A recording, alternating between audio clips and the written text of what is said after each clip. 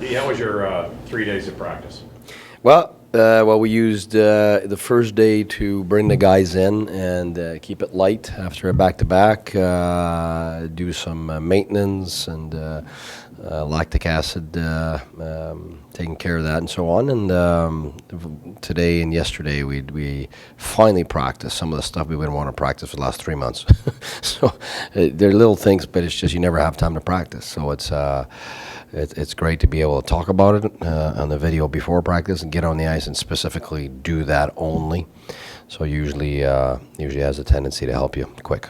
How much can a game like the one you played last month against Pittsburgh help a team's development and learning process? Well, I think it helps in both ways. We saw that we can skate with them. I think halfway through the game we were exactly where we wanted to be, and then we got into you-know-what contest with them. I don't think we want to do that again. They got too much firepower on every line, and if you're trying to be the best offensive team against a team like that, you're going to lose. And we want to make sure that we're much tighter, especially in the middle of the ice. We definitely gave them too much room to maneuver, and they got a few goals off of it. And once you give them that, I think you're in major trouble. So hopefully we're able to reproduce what we did in the first half of that game. Will Mike Condon get the start in that morning? Sorry? Will Mike Condon get the start Yes. tonight? Yeah. And do you see yourself using Matt O'Connor at all to start a game before Craig Anderson gets back, or will Condon kind of carry the load until then?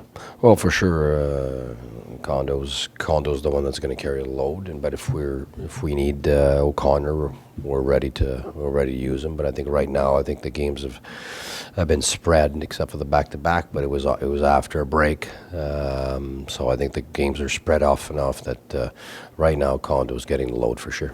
Have you heard from Craig at all about when he hopes to maybe rejoin the team?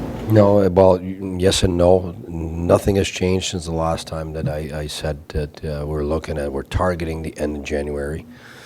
For him, for MacArthur, but they're just targets. They're moving targets. It depends on the circumstances that his family's living, and the same with Mac. It depends on is he getting the okay? Is he still feeling good? Do we feel that he's game ready in terms of the hockey part? And right now he's looking at video. He's in the office. We got him practicing as a forward, even power play today. So slowly getting him to taste what it would be like in the role that he's going to get. So are we going to get there? Hopefully we are. When?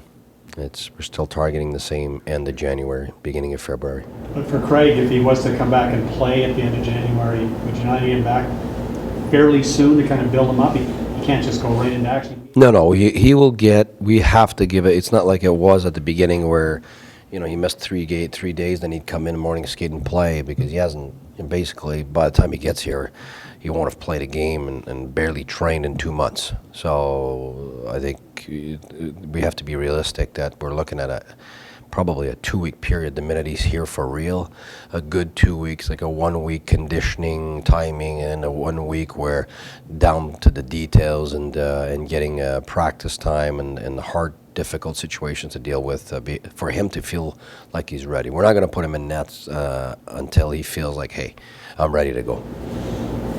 How do you get consistency back on that power play?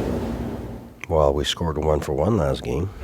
So the previous game we had 2 out of 3 power plays were really good. So to me, we got it back in terms of execution the last 2 games. Previously, we didn't take care of it in terms of practicing it. We didn't get practice before the first game with the Rangers, so we went into it. Although we did get chances on it, we didn't score. And then at the 2 games after that, we just looked at video to remind ourselves of the good things we were doing. But the details, the positioning, the timing, it was off. It was absolutely off. So then we went and practiced it and really started to try to get our groove back.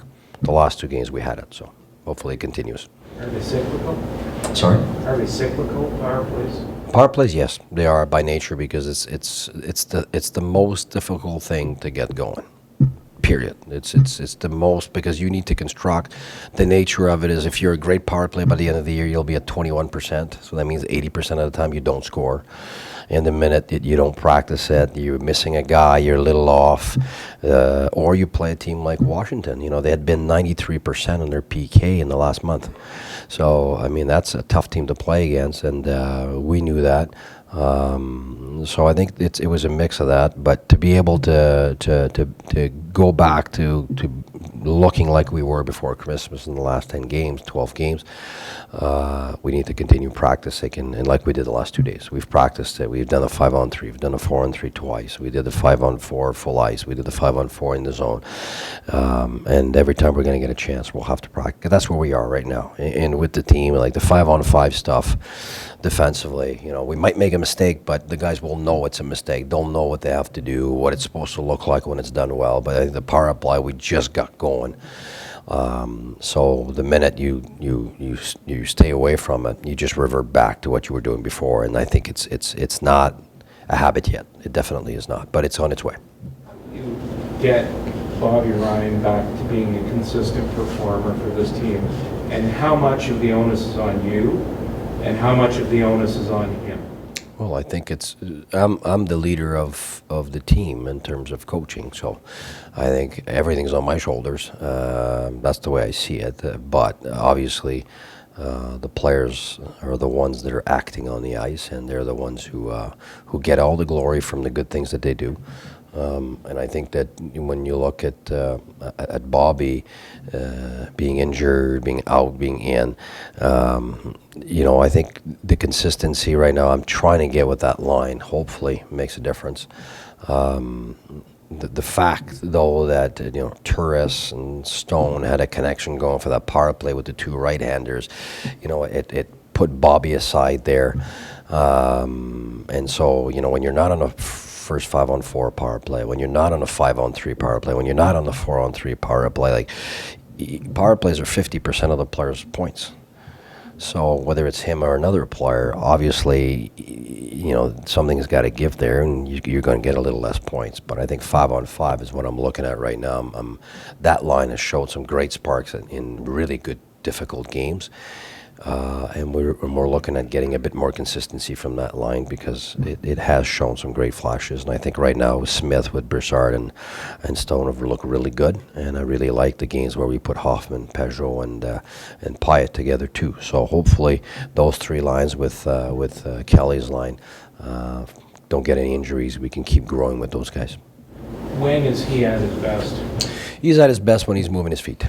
That's Bobby's a thinker. He's got terrific vision. He's got great poise.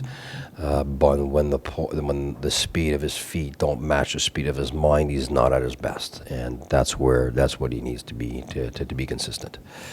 Yeah. And shoot more.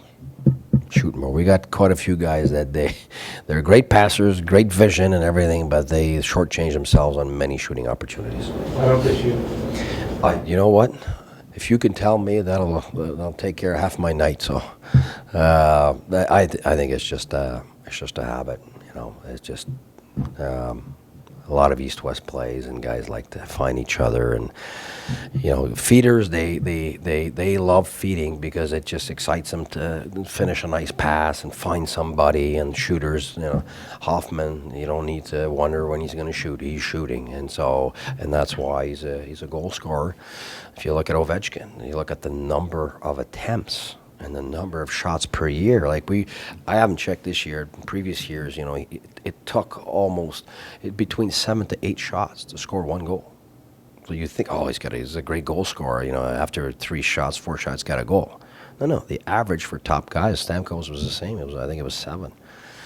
I don't know what it is now. So, but that's how many shots you need to score goals. So if you only shoot twice a game, it's going to take a long time before you get consistency in scoring, and that's for anybody. So whether it's somebody else's player or our players, the reality is the shot mentality gives you goals, gives you rebounds, gives you momentum, secondary chances, and so on.